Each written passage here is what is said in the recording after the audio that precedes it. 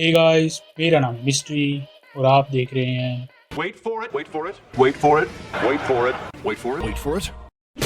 Loading food. So आज हम बात करेंगे मार्टिन स्कोर्सेसी और मार्वल की प्रेम कथा के बारे में, जो पिछले कुछ सालों से चलती आ रही है, जहां मार्टिन स्कोर्सेसी एक ऐसे हस्बैंड बन गए हैं जिनको अपनी लुगाई यानी कि मार्वल के हाथों से बना खाना पसंद नहीं आता। या तो कभी नमक कम होता है या फिर मीठा।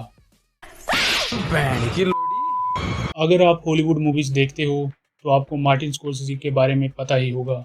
He is one of the greatest director of Hollywood. पर जब भी उनसे मार्वल या फिर सुपर हीरो जॉनर पे कोई सवाल पूछता है तो उनका सिर्फ एक ही जवाब होता है, this is not cinema and it is a danger to our film culture. और अभी एक इंटरव्यू में जब फिर से उनसे ये सवाल किया गया तो अब भी उनका यही जवाब है कि super hero cinema real cinema के लिए एक डेंजर है, क्योंकि आज की सारी जनरेशन ज़्यादातर इन्हीं मूवीज़ को ही रियल सिनेमा मानती है। उन्होंने तो यहाँ तक कहा है कि we must fight, we have to save real cinema and must support directors like Christopher Nolan. और इस स्टेटमेंट के जस्ट बाद सोशल मीडिया गर्मा गया है और सुपर हीरो फैंस मार्टिन स्कोर्सेसी को ये याद दिला रहे हैं कि आप जिस डायरेक्टर का नाम ले रहे हैं उन्होंने ऑलरेडी एक नहीं बल्कि 3 सुपर हीरो मूवीज़ डायरेक्ट की हैं। इन मूवीज़ में बैटमैन था और ये डीसी कॉमिक्स से इंस्पायर्ड थी, तो ऑफ कोर्स ये सुपर हीरो जॉनर में फॉल करती हैं। और बैटमैन को चाहे क्रिस्टोफर नोलन डायरेक्ट करे या टाइका वाइटिटी।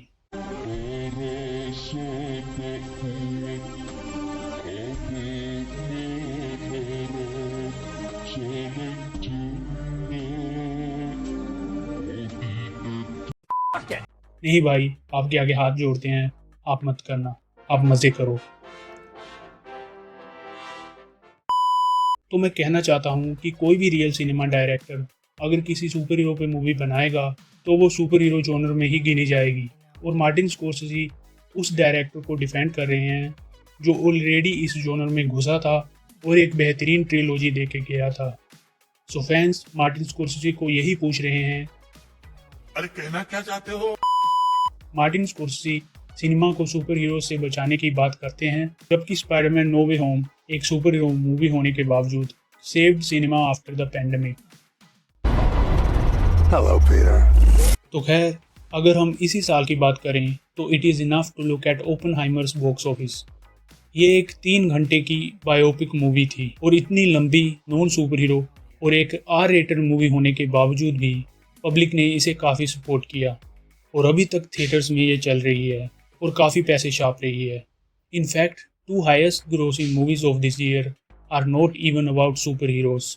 मैं बात कर रहा हूँ बारबी और सुपर मारियो ब्रोस की। ये दोनों मूवी इस साल ही आई हैं और फर्स्ट एंड सेकंड की पोजीशन पे बरकरार हैं।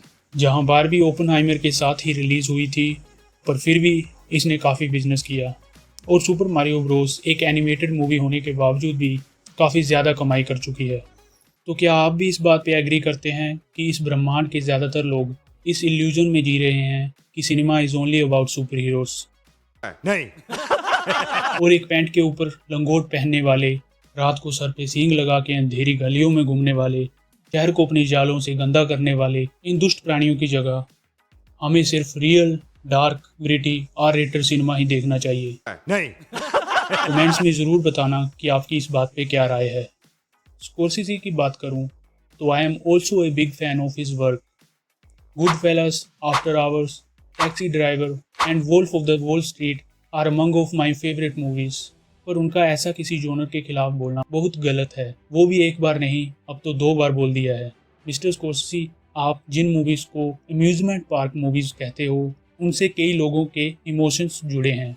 हमें कोई इतराज़ नहीं है आपके रियल सिनेमा से। Actually people support those movies when they click with their taste. हाँ, कुछ मूवीज़ बुरी हो सकती हैं बट सब नहीं। The Dark Knight, Avengers, Jack Snyder's Justice League, Iron Man, Captain America Winter Soldier और द बैटमैन जैसी कई मूवीज़ हैं जो इस जॉनर के अच्छे होने का सबूत देती हैं।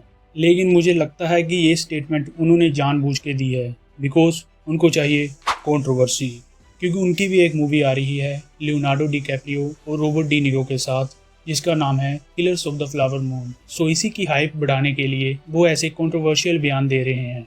खैर, माल बनाया है तो उसको बेचना तो पड़ेगा ही। But I really like the trailer of this movie. उम्मीद है कि ये मूवी भी अच्छी होगी, क्योंकि ये मूवी मार्टिन स्कोर्सेसी ने बनाई है और वो रियल सिनेमा ही बनाते हैं।